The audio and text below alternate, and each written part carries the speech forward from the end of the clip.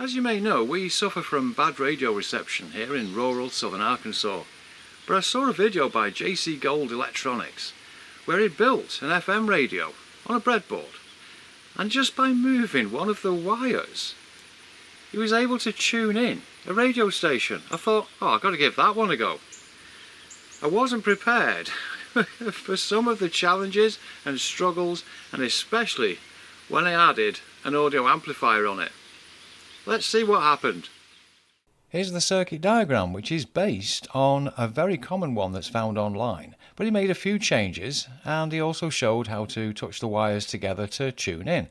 So with my replication, the 3904 transistors didn't work, 2N2222s didn't work, multiple C945, nothing. The only ones that actually work were S9018s.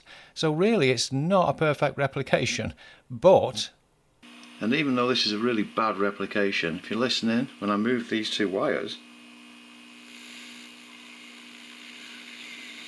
there we are, the radio station comes in by moving the wires. Oh, so there we are, we have some audio, and it took changing to that coil to do it. I mean, that is a big coil really.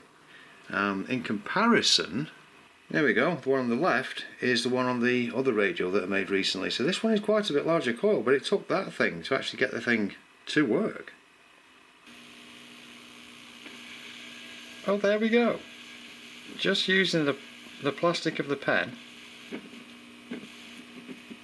Of course it's not very good, but just moving it slightly and get the radio to come in slightly.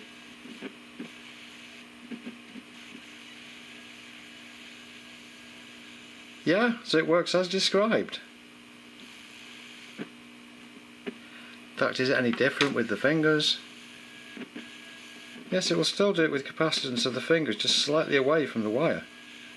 There we are. To get to this point has meant winding all those coils there.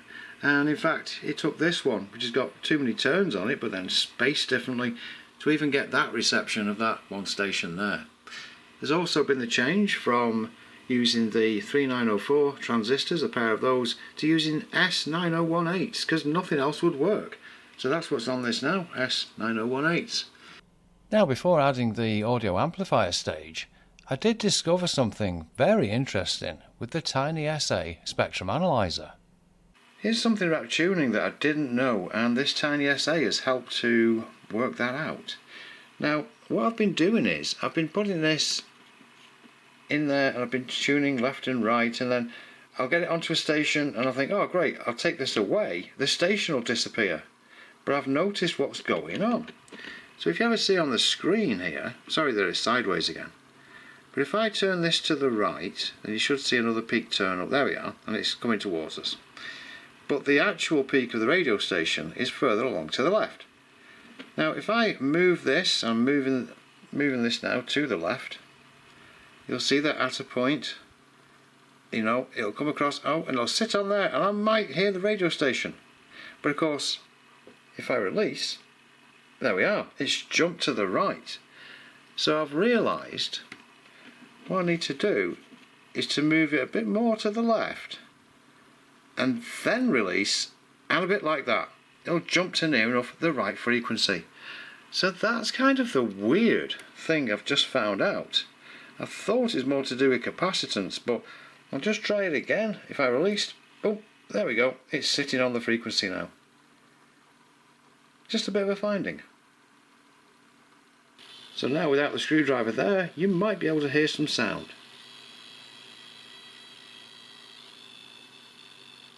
Yep, some kind of saxophone thing. But that's the thing at the moment, I'm not getting much volume. So I'm going to try and do some kind of simple audio amp. And that's where things went really strange.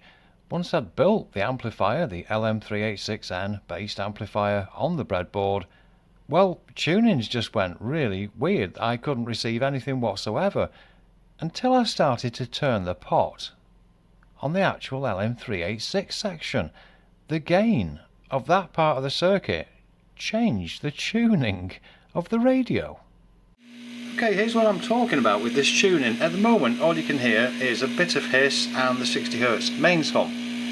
Now, if I turn this though, this pot, which is on the LM386 or amplifier section,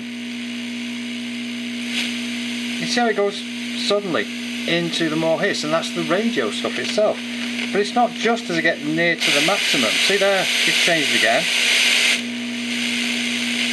It changes all throughout the range, and really from about the midpoints of 5k up to 10k, the radio station might come in, and it actually shows on the TinySA that the peak itself is moving.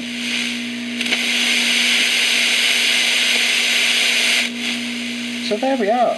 That, in fact, I thought that was the radio station then, but isn't that weird to use that pot for the amplifier as the tuner and not the wires or the actual little tuner there, the variable capacitor.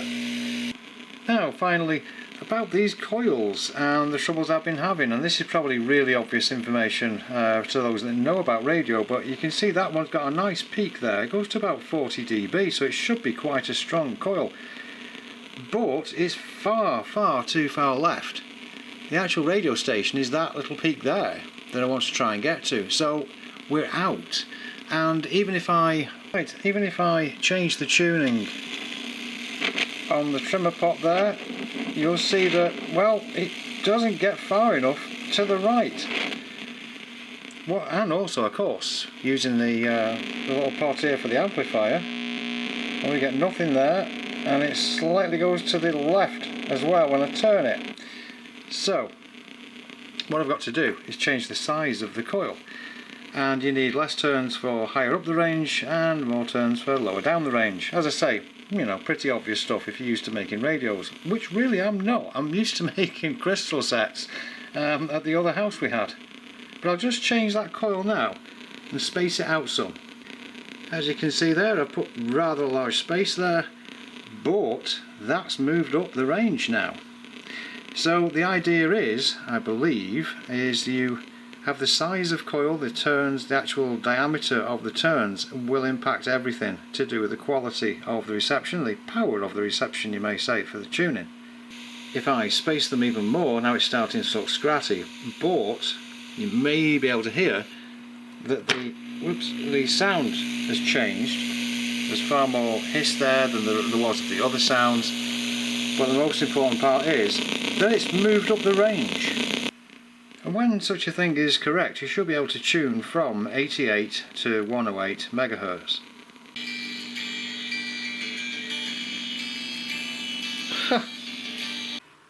I'll put some more audio on the end, but the JC Gold Electronics version of a popular FM receiver does work, and these are the diodes that he's used. There's also a couple of other changes, but things got really messed up when I put this amplifier section on here. Also, of course, my coil there, that one does actually work, but it looks a little bit weird. And yeah, the tuning mostly comes from, weirdly enough, the amplifier part. Wow, what a weird circuit. Glad I made it though. A lot of learning went on with this one. Thanks very much for watching, and I'll see you in the next one. That is really great reception for just that green lead. Playing the best mix of the greatest music of all time, we are Rocket Radio.